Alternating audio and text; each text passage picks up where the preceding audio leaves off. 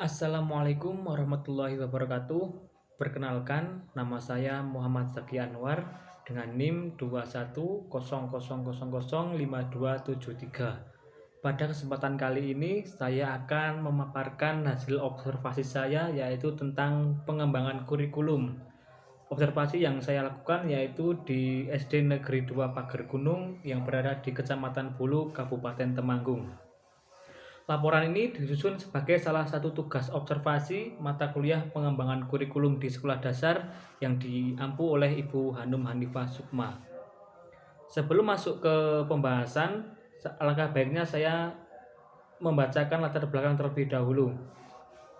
Kurikulum merupakan salah satu komponen yang sangat penting dalam pendidikan. Tanpa kurikulum, proses pendidikan tidak akan berjalan dengan mulus. Kurikulum diperlukan sebagai salah satu komponen untuk menentukan tercapainya tujuan pendidikan.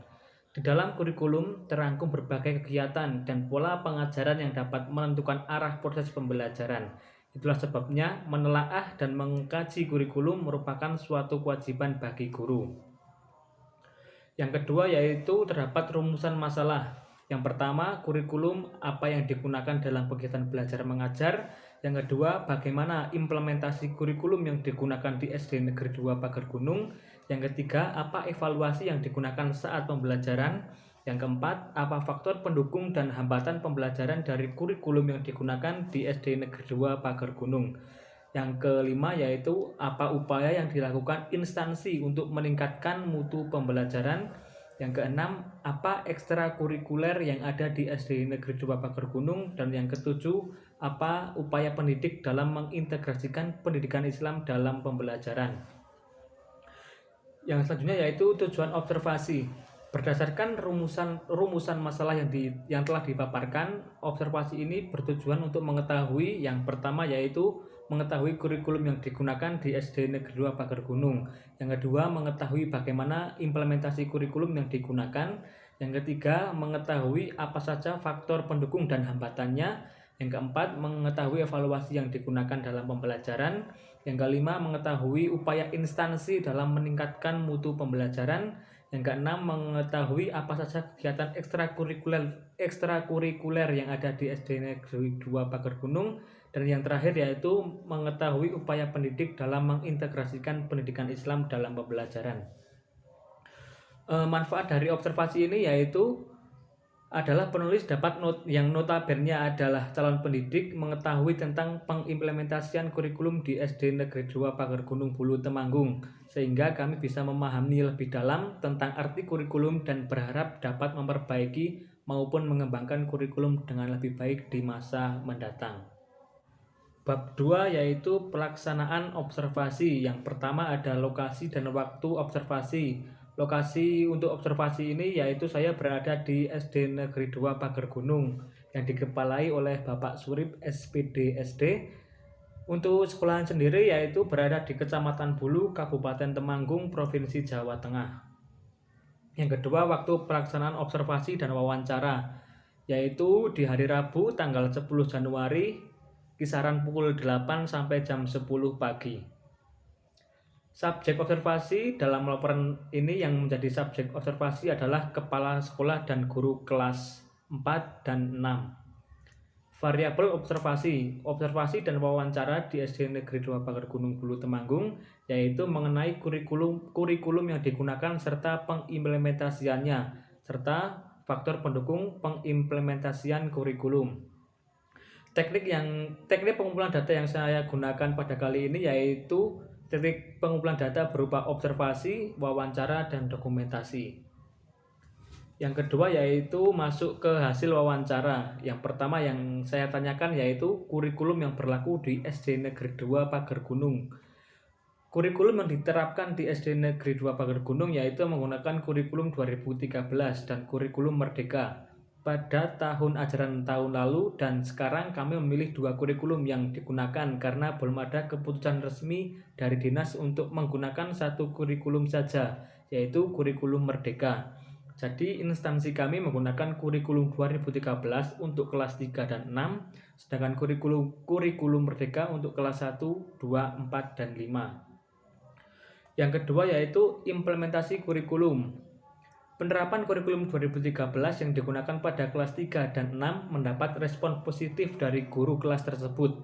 Dalam pengimplementasiannya, kurikulum ini tentunya guru harus terlebih dahulu membuat inovasi pembelajaran dan memahami benar materi dan esensi dari kurikulum 2013. Karena nantinya yang akan diterapkan kepada peserta didik sehingga dapat mempermudah peserta didik dalam memahami materinya. Untuk penerapan kurikulum Merdeka di SD Negeri 2 Pagar Gunung yang digunakan di 4 kelas ini juga mendapatkan respon yang sama terhadap guru yang mengampu. Untuk saat ini kami lebih mengutamakan materi pada pembelajaran berbasis proyek demi mewujudkan profil pelajar Pancasila. Karena dengan menggunakan metode pembelajaran tersebut, pembelajaran menjadi aktif karena saling berinteraksi sesama teman dan guru. Hal ini juga relevan dengan pembelajaran abad 21 yang membekali peserta didik dengan keterampilan 4C, yaitu kreatif, kolaborasi, komunikasi, dan critical thinking yang dibutuhkan dalam menjawab tantangan zaman. Yang ketiga yaitu evaluasi yang digunakan oleh instansi. Evaluasi pada kurikulum Merdeka dan kurikulum 2013 yang digunakan di SD Negeri 2 Pariggunung pada pembelajaran, yaitu penilaian yang dilakukan per mata pelajaran atau per bab.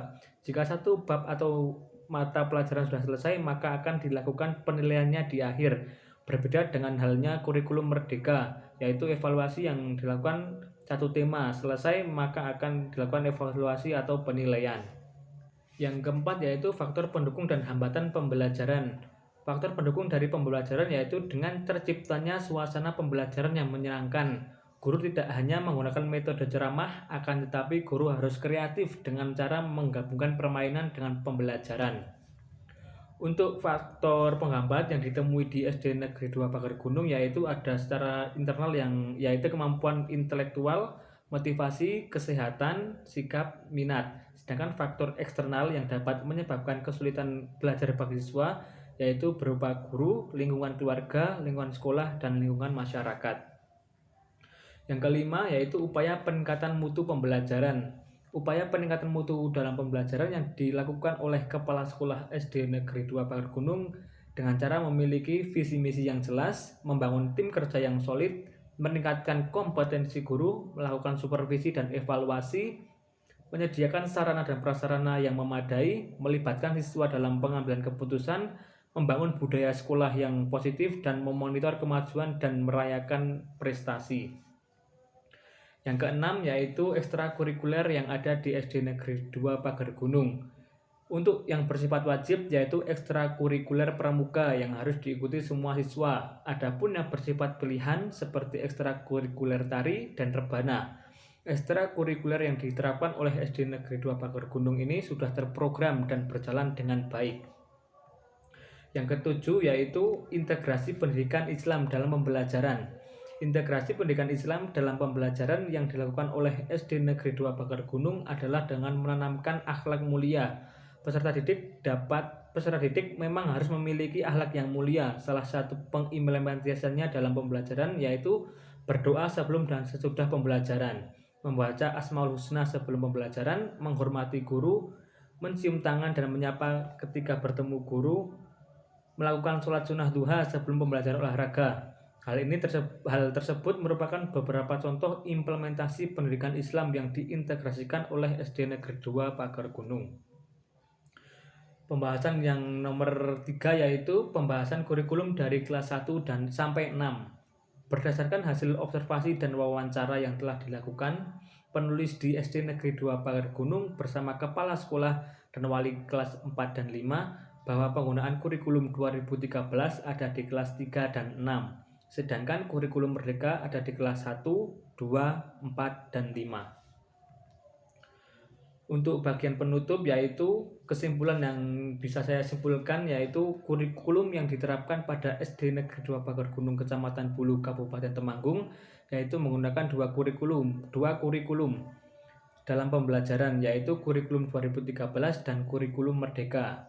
Adapun untuk kelas 3 dan 6 menggunakan kurikulum 2013. Sedangkan untuk kelas 1, 2, 4, dan 5 menggunakan kurikulum Merdeka. Guru harus memiliki kemampuan yang baik dalam mengimplementasikan kurikulum agar proses pembelajaran berjalan dengan baik.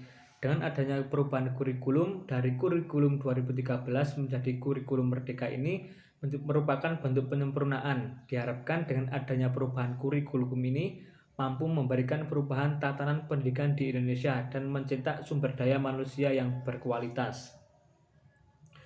Yang terakhir yaitu saran. Beberapa saran yang dapat diberikan oleh penulis adalah sebagai berikut. Yang pertama yaitu ada kurikulum yang sedang dilakukan pemerintah maupun lembaga pendidikan diharapkan dapat disesuaikan dengan kebutuhan dan tuntunan dari masyarakat, khususnya di bidang ekonomi. Yang kedua, kurikulum diharapkan memperhatikan perkembangan psikologis peserta didik. Dan yang terakhir yaitu sekolah perlu melakukan pemeriksaan secara berkala guna memeriksa kelayakan alat yang menunjang pembelajaran. Mungkin cukup sekian laporan yang bisa saya paparkan, kurang lebihnya mohon maaf. Saya akhiri, wassalamualaikum warahmatullahi wabarakatuh.